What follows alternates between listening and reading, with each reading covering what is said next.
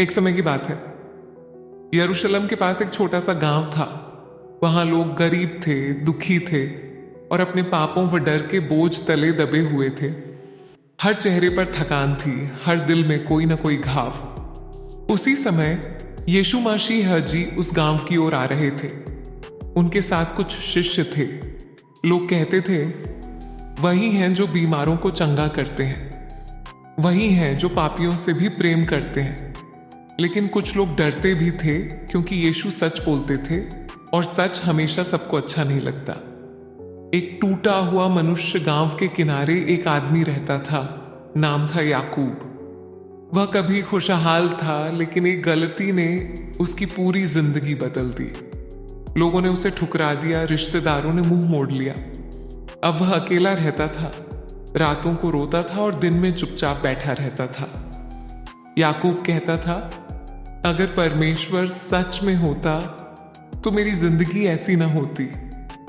यीशु से पहली मुलाकात जब यीशु गांव में पहुंचे तो भीड़ इकट्ठा हो गई।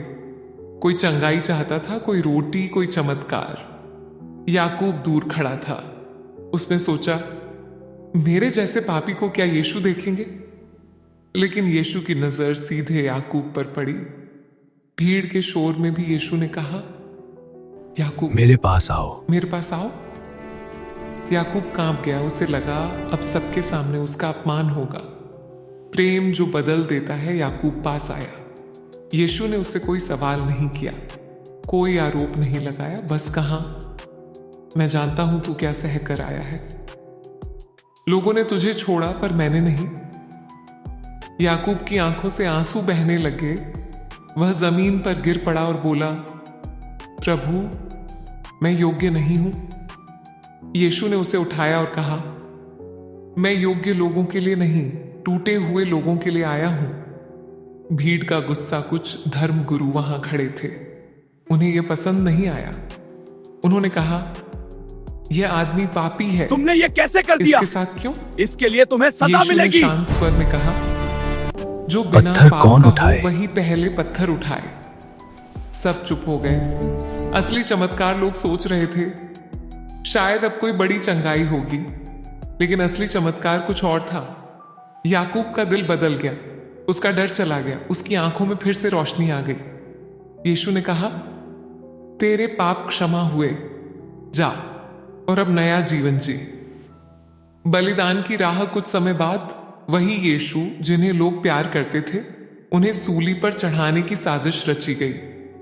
शिष्य डर गए, भीड़ बदल गई। इन्हें क्रूस क्षमा पर कर। यीशु ने दर्द में भी कहा, हे पिता, इन्हें क्षमा कर, क्योंकि ये नहीं जानते कि क्या कर रहे हैं। ये प्रेम था, बिना शर्त। उम्मीद की जीत। तीसरे दिन कब्र खाली थी। यीशु जी उठे। याकूब ये सुनकर रो पड़ा, लेकिन इस बार खुशी के आंसू थे। उसने कहा, जो मेरे अंधेरे में आया वह मौत को भी हरा गया।